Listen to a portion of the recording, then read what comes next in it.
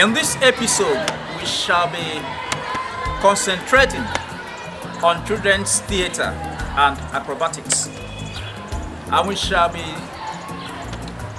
making a visit to St. Paul's Anglican Primary and Nursery School, located in Igbo State, Nigeria. Of course, St. Paul's Anglican Primary School, Nursery School is owned by St. Paul's Anglican Church.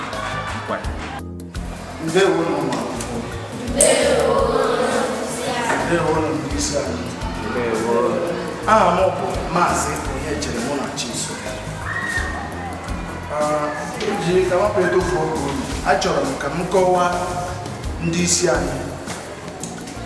Onye mbụ bụ Maazị Chukwuemeka.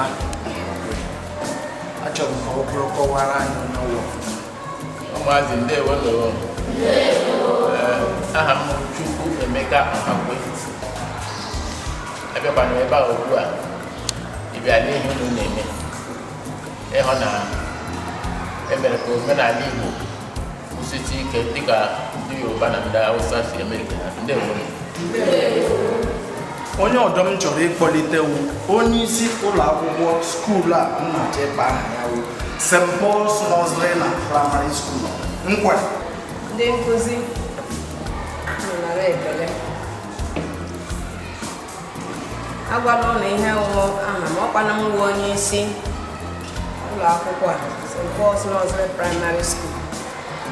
Anyị wepụtara ụbọchị taa iji hụ na anyị na-enye aka n'ịkwalite asụsụ na omenala Igbo. Ọ ya bụ ihe bụ isi ọgbakọ ata. Omenala na asụsụ Igbo bụ ihe nke dị mkpa nke ukwuu n'obodo Naịjirịa. Ndị Hausa na ndị Yoruba na-emekwa omenala, mana ndị ka eji asụsụ na-eme omenala ọfụma ala Igbo anyị. Iji maa atụ, ndị Yoruba na-akọpụta ọjị, ndị Hausa nụrụ otu esi atọ ọjị, mana ọ bụrụla ndị ala Igbo anyị wụ ndị na-eji ọjị eme omenala. Nwoke ọbụla ị gara na nke n'ala Igbo ma ọ sụbeghị gị ọjị, ọ nabatara ya wụ na anyị na-akwanyere ọjị asị dịka omenala. Ka mapụ ịtụfu oge unu, agwala m unu aha ụlọ akwụkwọ anyị nọ n'ime. Ụlọ akwụkwọ a ụlọ akwụkwọ na-akwalite omenala. Ụlọ akwụkwọ St. Paul's Nursery na Primary School dịka obodo. Ụlọ akwụkwọ a dịka obodo. Anyị nwere onye eze na-achị anyị n'obodo a anyị na-akpọ ụlọ akwụkwọ. Nwee onye ugwu eze, nwa ọkpara eze, nwa ada eze. Ka mmapụ ikwu ụtọ achọrọ m ka m kpọlite onye eze anyị ka ọ kọwara anyị n'ụlọ. Aha m bụ Nwaokolo ọkpara eze David. Onye ọzọ wuru ka eze anyị. Aha m bụ ọkpara eze Gochinyedi. Onye ọdọ wukwa ọkpara eze. Onye ọdọ wụzi adaeze.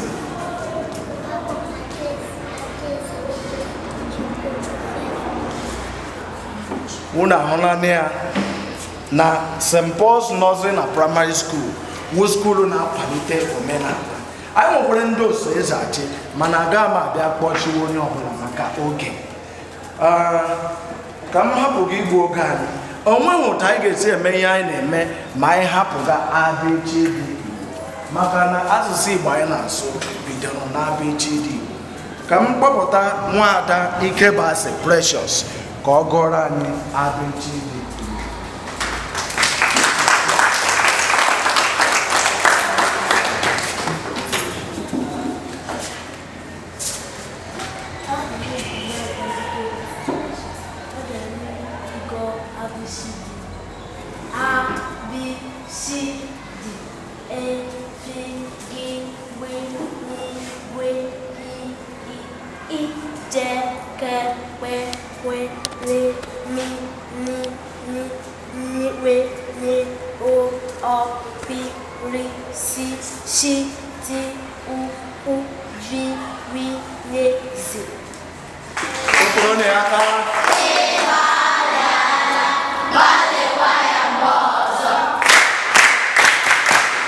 nakwa amụta ọtụtụ ihe ndị Igbo na-eme.